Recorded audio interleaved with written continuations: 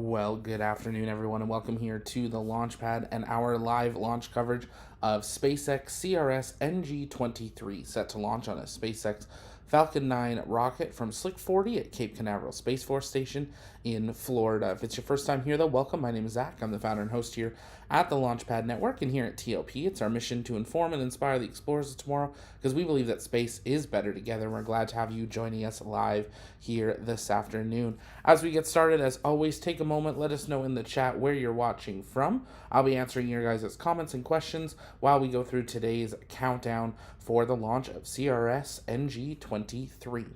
While you guys let us know in the chat where you're watching from, we're going to run through a little bit of what we know about today's vehicle while we await for SpaceX to begin their live coverage. They're expected to begin that. I'm trying to make sure we have the right time that they're going to begin their coverage.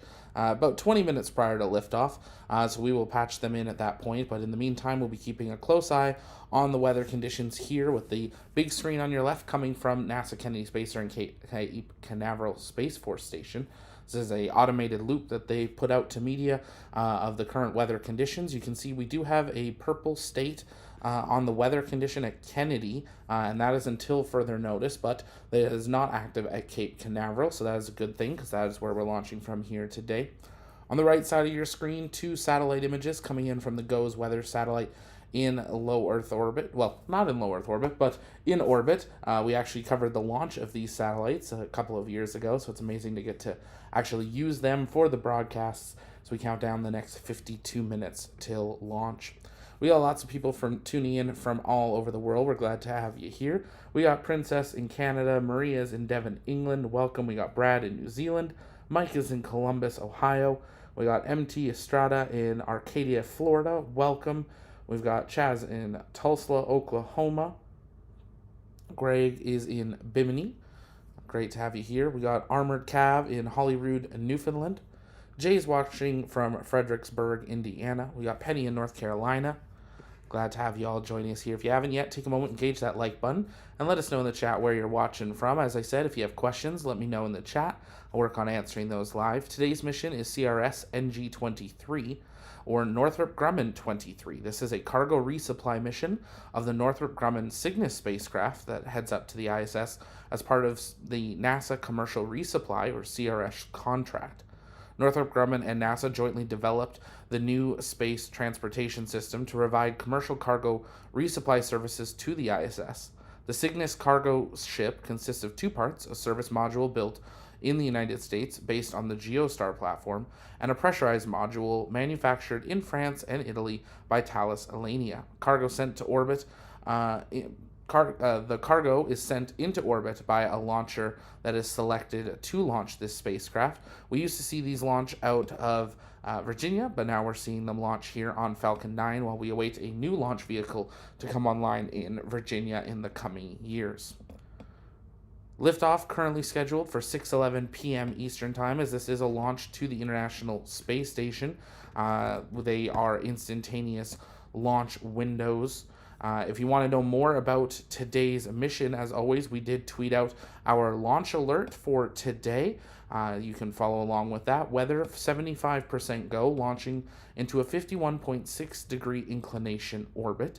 So this is launching up to the northeast there. So if you happen to be down in the Jacksonville area, Daytona, or around the Space Coast, it can be a great opportunity for you to be able to see a launch here today. If you happen to take photos or videos of today's launch, make sure you head on over to our X account, TLPN_official, or join us over on the Discord. We'd love to see some of your photos or videos of what you captured here today. Lots of people just jumping on. Welcome. We got Danny is in Texas. We got Don in Jacksonville, Florida. Great to see you. We got Erwin in New York. We got Hiko, sorry if I'm saying that wrong, from South Tyrol in Italy. Welcome. We got Deborah in Huntington Beach, California. Great to see you. And we've got Moji, sorry if I'm saying that wrong. Let me know in the chat how to say that properly. Watching from And let me know how to say the city too, from South Africa. It's great to have you here joining us today.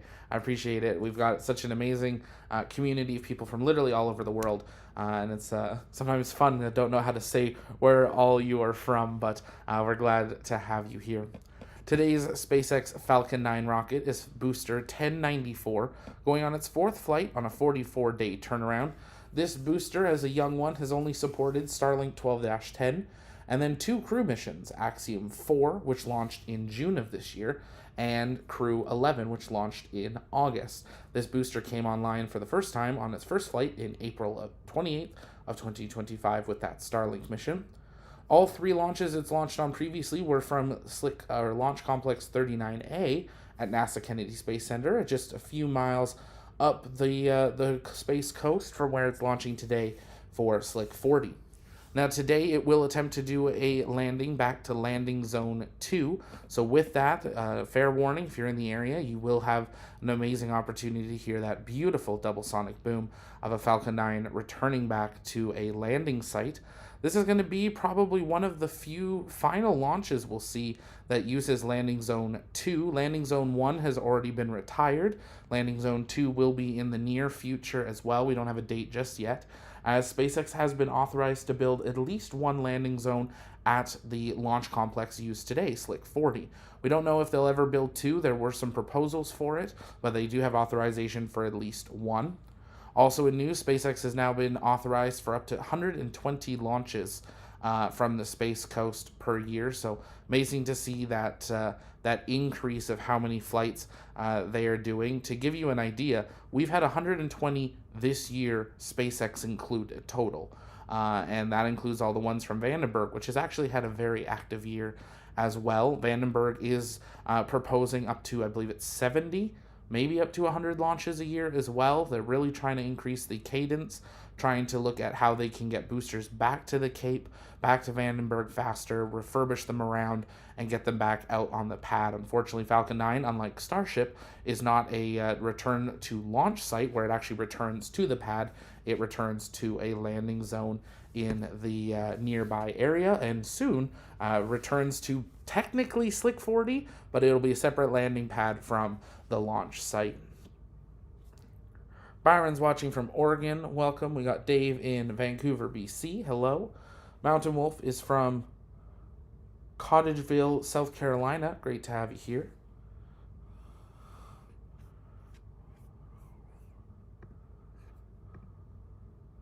I'm going to take a very quick commentary break as we are now 45 minutes, 50 seconds and counting till that liftoff time. It is an instantaneous launch window. A backup opportunity would be tomorrow at 5:49 p.m. Eastern if they need to, for some reason, not go here today. Looking at the countdown at T-minus 38 minutes, that's when the launch director will do their go-no-go poll for propellant loading. And if all is good, at T-minus 35 minutes, RP-1 will begin loading onto both stages, and liquid oxygen will begin loading on the first stage. As I said, going to take a very quick commentary break. Send in your questions in the chat. I'll answer those when I get back. And stay with us right here on the launch pad as we wait a confirmation of go for propellant load for SpaceX CRS NG-23. Stay with us.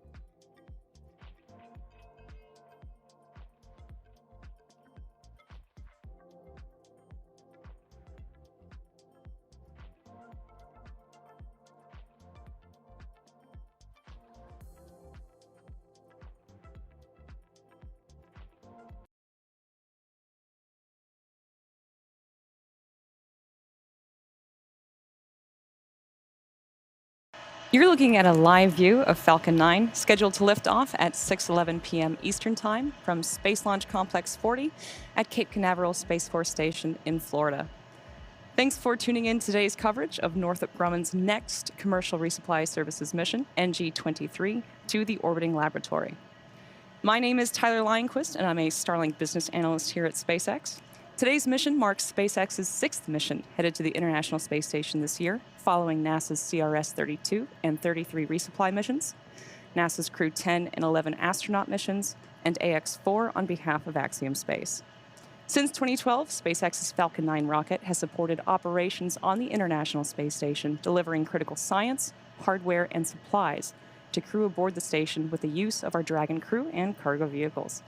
As part of NASA's Commercial Resupply Services contract, SpaceX and Northrop Grumman offer safe, reliable, and cost-effective transportation to and from the International Space Station.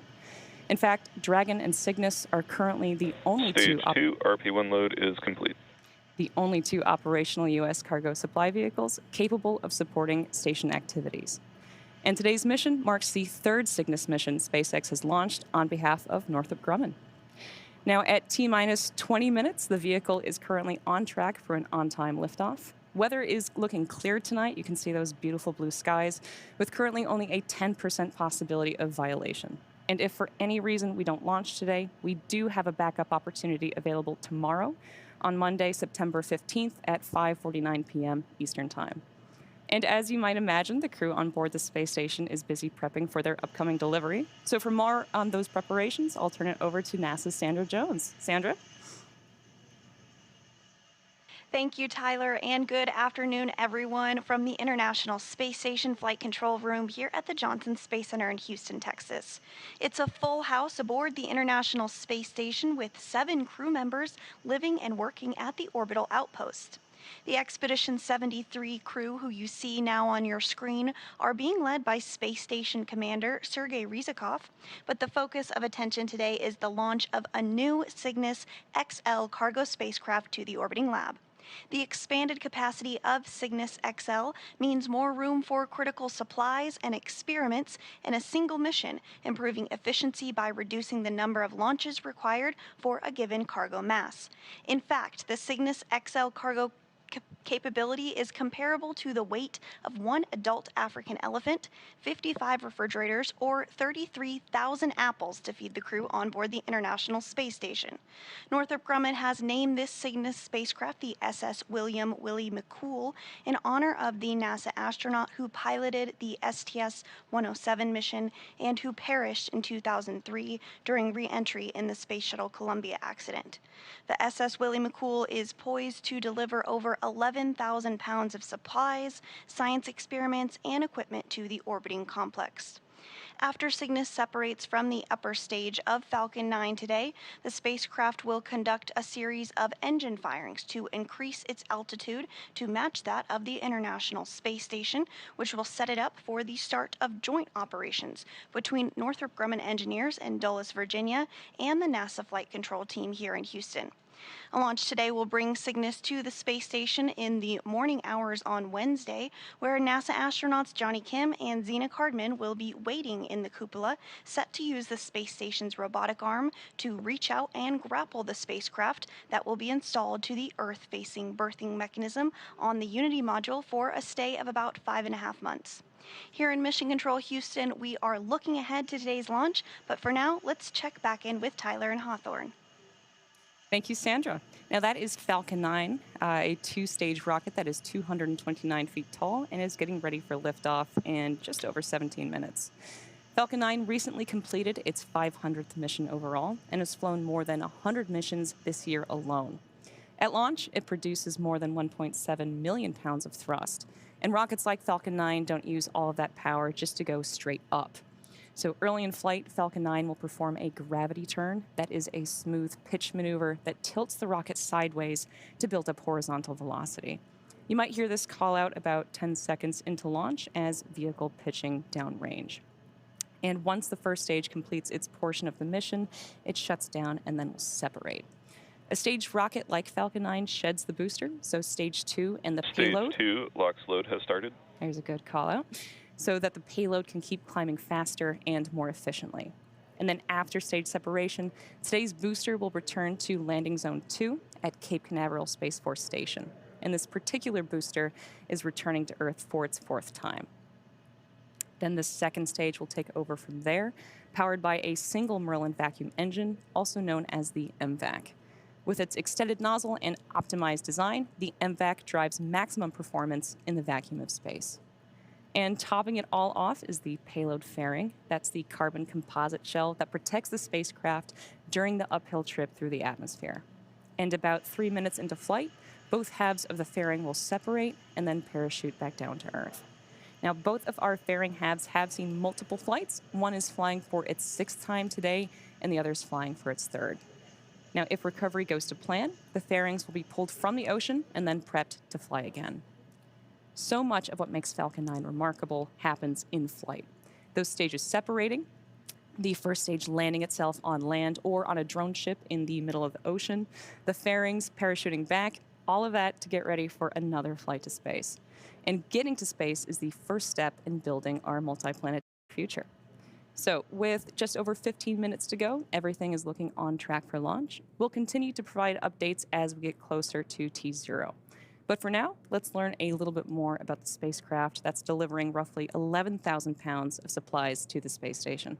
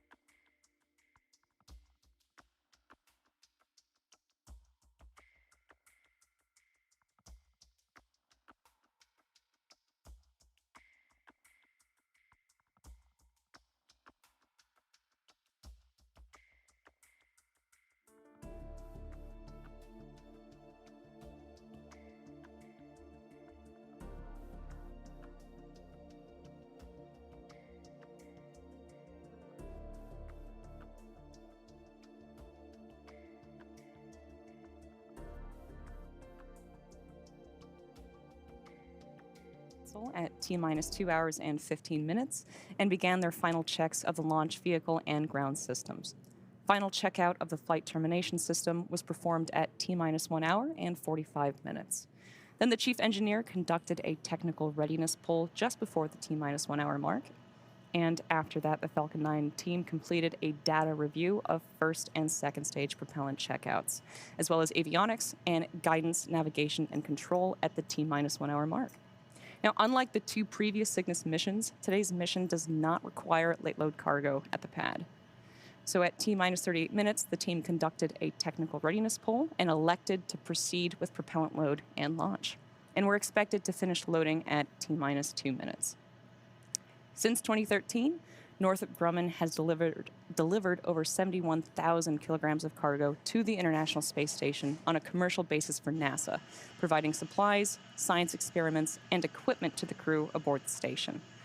Over the last decade, Northrop Grumman has made other improvements to the performance and capabilities of its Cygnus spacecraft to meet NASA's requirements, including adding reboost capability, late load capability, and the ability to conduct secondary missions.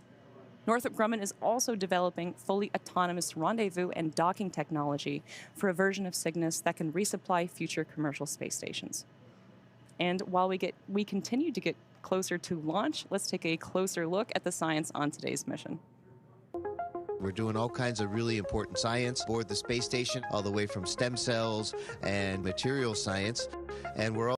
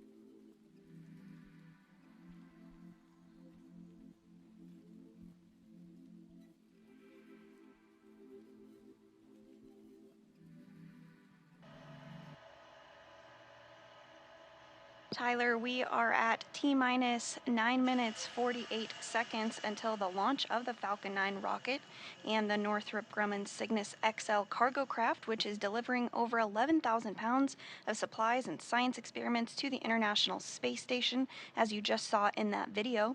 Science is the prime focus for crews living and working on board the International Space Station, and today's delivery includes materials to produce semiconductor crystals in space and equipment to develop improvements for cryogenic fuel tanks. The spacecraft also will deliver a specialized UV light system to prevent the growth of microbe communities that form in water systems and supplies to produce pharmaceutical crystals that could treat cancer and other diseases. And that's just a quick snapshot of the science and research launching today, but for now, let's check back in with Tyler and Hawthorne. Thank you, Sandra. It is T-minus 8 minutes and 46 seconds, and SpaceX team is working with no significant issues. Coming up soon at the T-minus 7 minute mark, we are going to do engine chill on the first stage. So before any propellant flows, the plumbing and engines need to be chilled down. This prevents thermal shock and boil off when the ultra-cold liquid starts moving. And this is what is referred to as engine chill.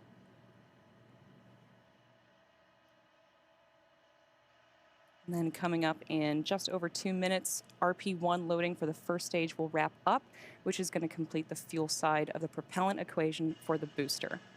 We use RP1, a rocket-grade kerosene and liquid oxygen as primary propellants, RP1 for fuel, and liquid oxygen as our oxidizer. And those are loaded separately onto the vehicle.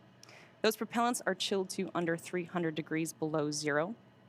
And propellant is loaded late in the countdown, and that is intentional, because colder propellants are denser, and denser propellants mean more performance out of the same tanks. So the colder it is, the more mass that you can move.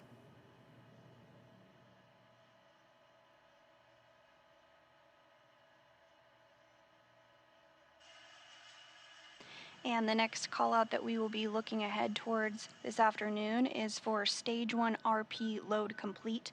We do expect that call out at about the 6 minute mark. As Tyler said, RP1 is densified kerosene or rocket fuel, which will help into the cargo into orbit today.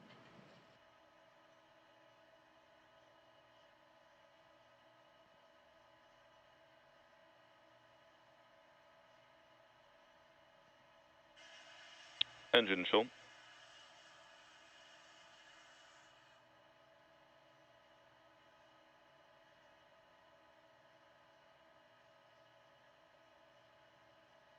We just heard that call out for engine chill. As mentioned earlier, that is to prevent thermal shock and boil off when the ultra-cold liquid starts moving.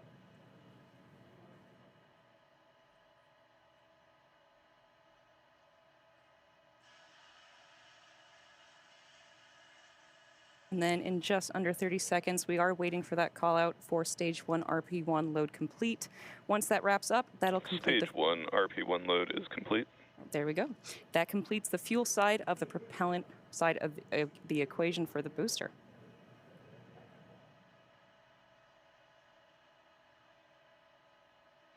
That's right, Tyler. And coming up next, we'll hear the call for Dragon to configure for terminal count and then transition to internal battery power. And we'll also hear the call out for Strongback to retract, and we might get some visuals of that as well. The Strongback is the large truss structure you see next to the rocket, and it's hinged at the base and connects to the launch mount beneath the very first stage. So first, we'll see the clamp arms open up around the second stage, and then the Strongback will begin to pivot back, slowly swinging away from the rocket. It will reach its full recline by the T-minus 3 minutes and 40 seconds period. This Strongback plays a critical role ahead of launch as it rolls Falcon 9 out to the pad and raises its vertical, as well as stays connected through the final seconds to launch. It provides fuel, power, telemetry, and command connections between ground systems and the rocket. We'll continue to check through a couple more fueling milestones, including one around the 2-minute mark Falcon 9 tanks before are flight, where pressing for we will hear Strongback that retract.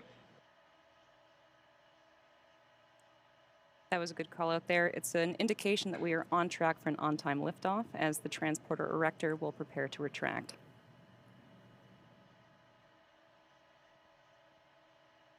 So we are about 20 seconds away from starting to see those clamp arms starting to open around the second stage at the top of the vehicle. They're important because they help stabilize the second stage during propellant loading. Strongback lower has started. We have pretty good views, and so soon we should start to see those arms opening up. It'll take about 15 seconds in total. They're also useful because they prevent movement in high winds, and once they are fully open, which is going to be soon, then the rocket will be fully free at the top.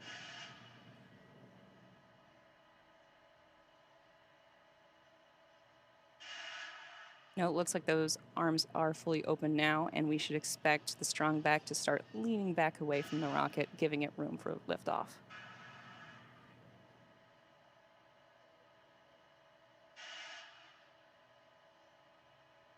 Okay.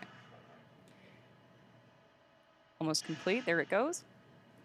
Now, at this point, both stages are nearly fully loaded with about 1 million pounds of propellant. The first stage will be complete at around T-minus 3 minutes, followed by the second stage, which is expected to wrap up liquid oxygen loading at about T-minus 2 minutes.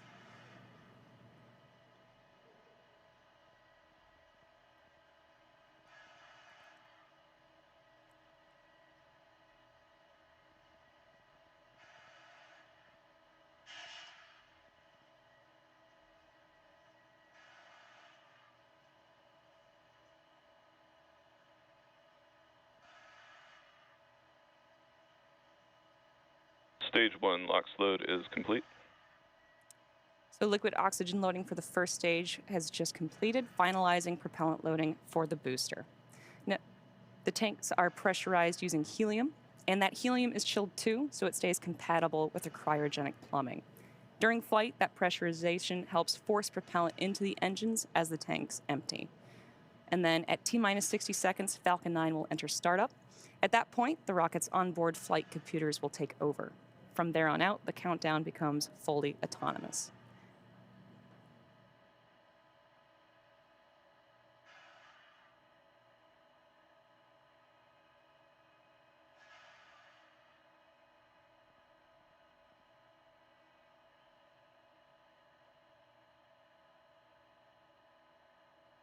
And we are standing by to hear that call out for Stage 2 LOX load to be complete. Stage 2 That will LOX load is complete the complete. prop load for the upper. And right on time, that liquid oxygen for the second stage is now fully loaded, completing prop load for the upper stage. We may also hear a call that Dragon's flight computer is in auto idle. You may notice the white clouds venting from around the rocket. That isn't smoke, that's actually condensation and is expected. As the liquid oxygen warms slightly inside the tanks, Ground some of gas it boils closeouts. off, and that gas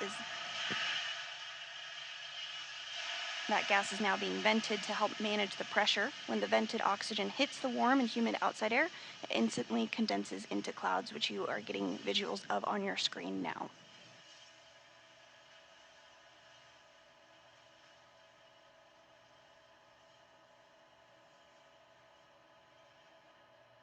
As of now, the payload remains healthy and the rocket is tracking no issues.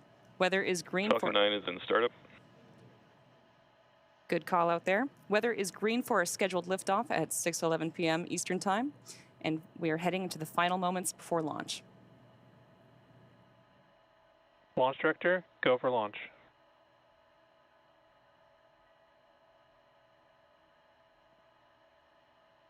At this point, the autonomous flight computers have taken over the launch countdown, and stages 1 and 2 are T-minus pressurizing 30 for seconds. launch.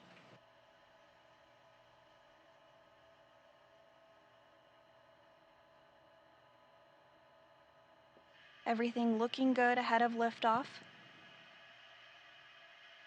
T-minus 15 seconds. T-minus 10, 9, 8, 7, 6, 5, 4, 3, 2, 1. Engines full power and liftoff. Go Falcon, go Cygnus.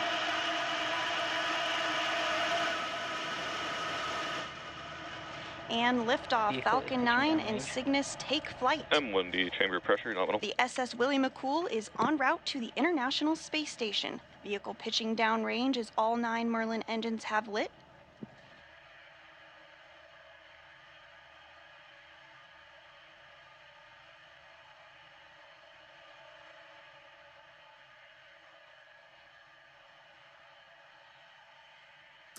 We are currently throttling down to prepare for max Q, which is the point in the mission profile where the vehicle experiences the greatest amount of aerodynamic pressure that Power it'll and see telemetry nominal. on ascent.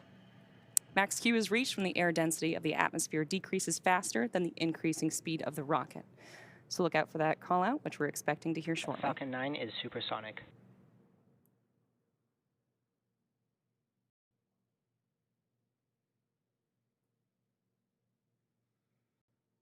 Max Q. And there's that call out for max Q. Now, coming up next are several events that are going to happen in rapid succession. First is main engine cutoff, stage separation, stage 1 flip, second engine start, boost back burn start, and then fairing separation. Main engine cutoff, or MECO, is where all 9 M1D engines Stage 2 engine chill. on the Falcon 9 first stage are shut down.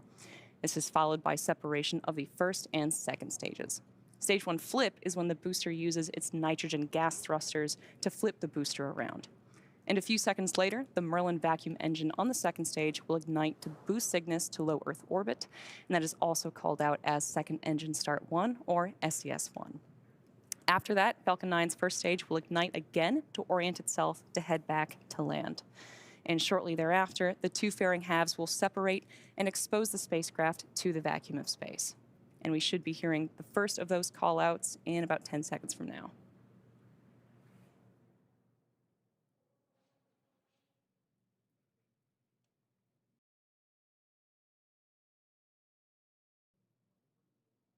Stage separation confirmed.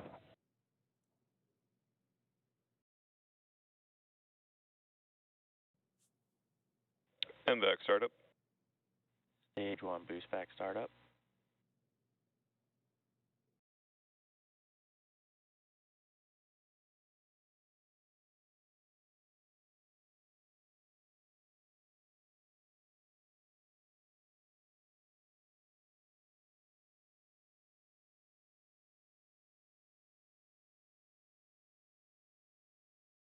Fairing separation confirmed. And there we heard the call-outs for all of those events, which again were MECO, stage separation, stage 1 flip, SES-1, boost back burn start, and fairing separation. And coming up shortly, we should hear a call-out for completion of the boost back burn on the Falcon 9 first stage. This burn, which will last in total about 50 seconds, is the first of 3 burns that the booster needs to go through in order to make its way back Stage to 1 landing zone boost back 2 shutdown. at Cape Canaveral Space Force Station. So there was the successful boost back burn on the Falcon 9 first stage.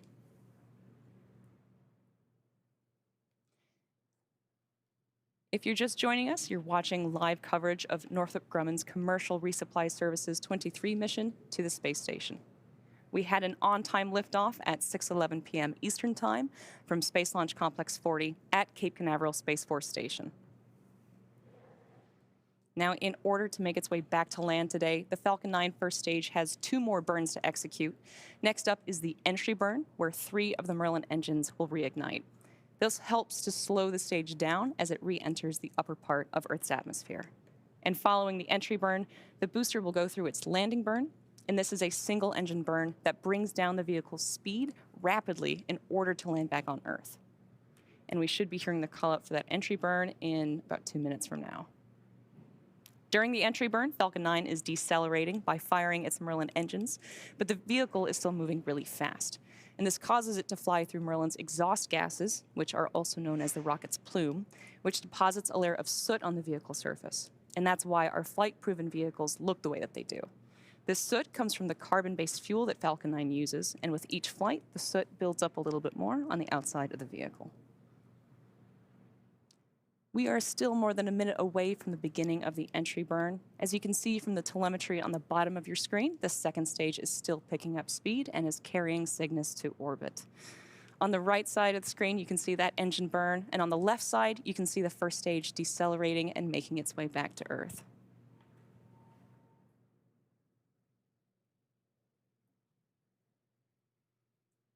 Now, you might have noticed on the left-hand side of your screen that Falcon 9 is equipped with those 4 hypersonic grid fins, which are positioned near the top of the first stage. Stage 1 is using nothing but those grid fins for steering as it returns to Earth. They orient the rocket during re-entry and guide it during its descent back down to Earth.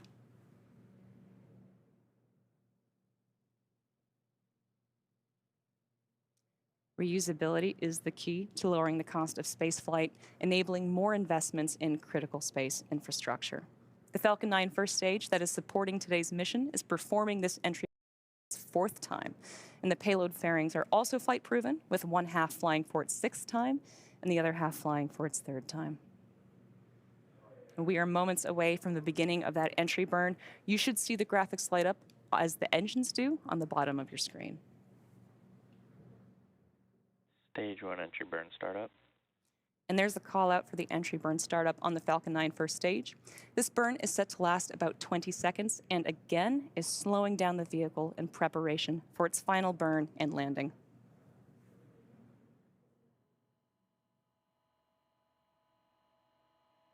These are incredible, incredible clear views that we have today.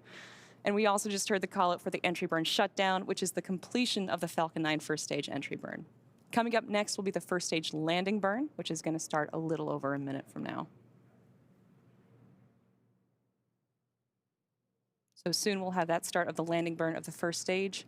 This is the final burn of the Falcon 9 booster used to reduce the speed of the vehicle for a gentle and precise landing. Check out those incredible views as it comes down.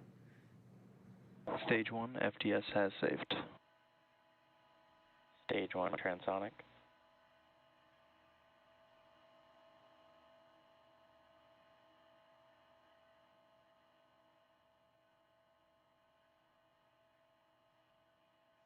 Stage 1 landing burn. You just heard the call out for the landing burn start on the Falcon 9 first stage. Again, this is the final burn that this booster will see before landing.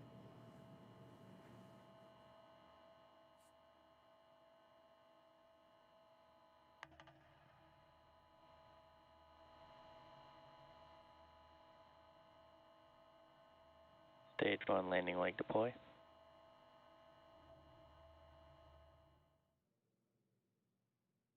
Stage 1 landing confirmed. And that was another successful landing of our Falcon 9 rocket. Stage 2 has entered terminal guidance. This is the 4th launch and landing for this first stage. Stage 2, FTS has saved. Coming up at around the 8.5-minute mark, we should hear a call out for second engine cutoff 1 or SECA 1, which is when the MVAC engine on the second stage shuts down. That'll conclude the roughly 6-minute burn by this engine needed to get Cygnus into the proper orbit for eventually intercepting the International Space Station.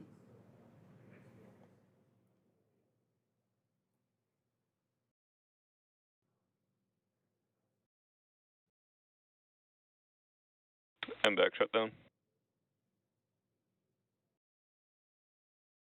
And there's that call out for the second stage. We are now waiting for confirmation of good orbit. Nominal orbit insertion. And there was a great call out there. So at T plus 8 minutes and 57 seconds into the mission, and the second stage has one last major task, and that's commanding separation of the Cygnus spacecraft in just a few minutes from now.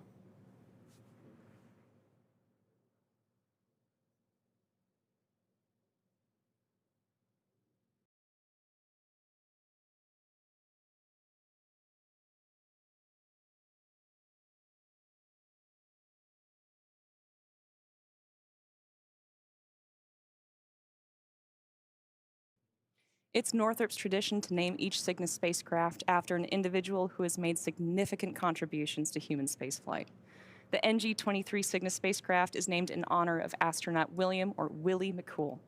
McCool was an astronaut and naval aviator who piloted the 2003 Columbia spacecraft and lost his life during the mission. His naval career included over 2,800 flight hours in 24 aircraft and more than 400 career arrestments. After being selected by NASA to become an astronaut in April of 1996, he reported to the Johnson Space Center in August of 1996.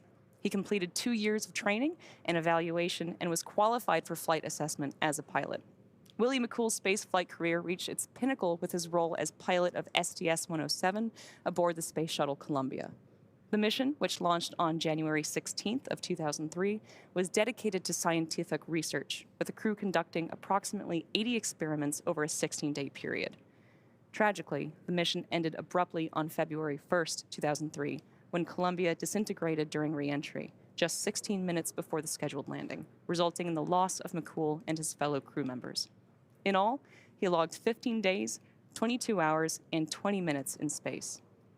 In recognition of his exemplary service and sacrifice, McCool was posthumously awarded the Congressional Space Medal of Honor, the NASA Space Flight Medal, the NASA Distinguished Service Medal, and the Defense Distinguished Service Medal. Willie McCool's legacy endures through his contributions to aviation and space exploration. NG-23 is the first mission using Northrop Grumman Cygnus XL configuration of its Cygnus line of cargo delivery vehicles. The cargo capacity of Cygnus XL is 5,000 kilograms, which is 33% greater than the previous version. The expanded capacity of Cygnus XL means more room for critical supplies and experiments in a single mission, improving the efficiency by reducing the number of launches required for a given cargo mass. For those of you just tuning in, you are watching live coverage of Northrop Grumman's Commercial Resupply Services 23 mission to the orbiting laboratory.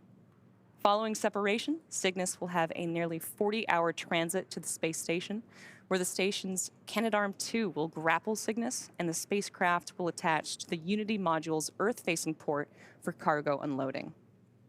Cygnus will be joining the CRS-33 SpaceX Dragon spacecraft, which docked with the space station on August 25th, as well as the Crew 11 Dragon, which arrived on August 2nd. Both Northrop Grumman and SpaceX have a long history of supporting the International Space Station with cargo missions like today's. SpaceX's first Commercial Resupply Services, or CRS mission, CRS-1, launched in 2012 and made history by restoring America's capability to deliver and return cargo to the station. The Cygnus spacecraft has been visiting the ISS since 2013, and the first Cygnus CRS mission, Orb-1, launched in 2014.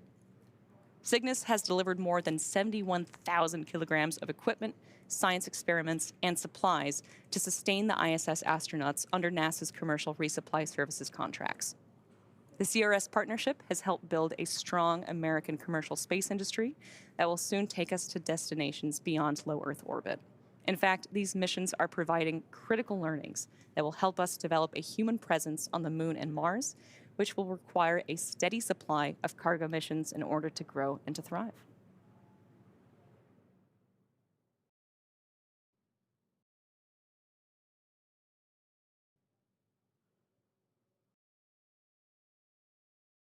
Just as a quick correction, it's actually a 60-hour transit to the station. We're currently at T plus 13 minutes and 37 seconds, and we're expecting to hear the call out for payload deploy at around the T plus 14 minute and 40 second mark. As a reminder, this is SpaceX's 6th mission headed to the International Space Station so far this year, following NASA's CRS-33 and CRS-32 resupply missions, NASA's Crew 10 and Crew 11 missions, and Axiom Mission 4 on behalf of Axiom Space.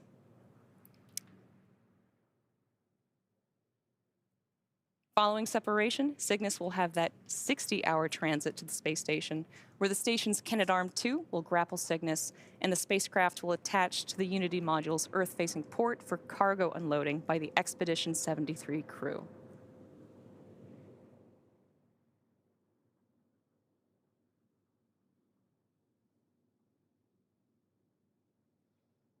We should be hearing that call out shortly for payload deployment of the spacecraft.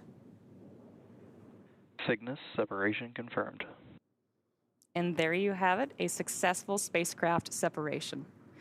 The Cygnus spacecraft is now on its way to the International Space Station, and as mentioned, is expected to arrive about 60 hours from now. With successful separation, that's going to do it for me here in Hawthorne. Be sure to check out spacex.com/launches for a schedule of our upcoming missions. And when you're there, check out our new departure board featuring our upcoming launches with details such as the mission name, launch and landing site, and liftoff time. In the meantime, Sandra, tell us what's next for Cygnus. Thanks, Tyler, and welcome back into the International Space Station Flight Control Room here at the Johnson Space Center in Houston. Next up will be the deployment of Cygnus's solar arrays, scheduled to begin at a mission elapsed time of 2 hours and 29 minutes, and should take about 45 minutes to be completed. Once those arrays are deployed, we will provide an update on the International Space Station blog with the latest news. But joining me now is G. Patel, the manager of the Mission Integration and Operations Office, and he's here today to discuss the launch of Cygnus a little bit more. So, G, how significant was today's launch of a larger Cygnus spacecraft, and how valuable is this for continued space station operations? Hey, thank you, Sandra. You know, all of our missions are critical, but this particular mission is even more so critical. You know, NG-23 was scheduled to be launched in June, and we had an issue with that spacecraft during a shipping incident, and so we weren't able to get that mission launched. And so the NG team has done a phenomenal job accelerating this mission 4 months to be able to get this launch off today. This is a different variant, as you guys have highlighted. It's the Cygnus XL, is what they call that. It has 33% more capacity to launch cargo, and it's extremely important. There's a lot of critical consumables, supplies, food, water, air that we need for station to maintain habitability of crew. And then also we've got critical science that we also have on this mission. And so, you know, we consider this really important to be able to enhance and expand our capability to launch more cargo. But in addition to that, you know, there's other functions that the Cygnus is going to serve. You know, it's certified for 200 days to be a berth to ISS. And, you know, with that, you can do some other operations, like what we call extend the lab. So, you know, there's powered locker capability that's on the spacecraft, and so we are able to power science within the spacecraft while it is with ISS. In addition to that, you know, we obviously like to dispose or remove as much as we're bringing to station to maintain stowage and keep things habitable, and so the 200 days helps us as the crew is accumulating trash for us to be able to stow that. And then also the spacecraft has a payload on it post ISS. That it's going to perform a demonstration. It's called Palomino, which will demonstrate some electric propulsion technologies. And so all of this, you know, these capabilities are really important to the overall mission. Thank you. Very insightful information. Now, if you would, at this hour, the crew is, of course, asleep on board the International Space Station, but can you outline for us the upcoming activities for the crew on board as they prepare for Cygnus's arrival early Wednesday? Yes, certainly. So as you highlighted, Zena Cardman and Johnny Kim are going to be our robotic operators, and so in prep for arrival of Cygnus on Wednesday, they're going to be conducting onboard training to prepare for the robotic operations. In addition to that, on Tuesday, the day prior to the capture and berthing of the vehicle, they'll be preparing the Node 1 Nadir hatch of the Unity module to be able to berth this capsule. So for Xena and Johnny, they'll be busy with those operations, but then the rest of the crew will be conducting critical science. We've got ongoing time-critical science, human research, biological science occurring, and so the crew will remain busy. The crew also has to maintain their health with exercise and other things, and keep our systems up to operations, and so there's routine maintenance activities as well. So, and then in prep for 11,000 pounds of cargo arriving, we have to conduct the operations with a certain choreography. And so the teams, the crew will be also looking at the choreography in advance so that they have understanding of how we're going to stage the cargo and how we're going to, dispose of it, of the trash that we need to remove from station. Thank you very much. We are certainly looking forward to Cygnus's arrival on Wednesday. We really appreciate you taking some time to join us today. Thank you again. Thank you.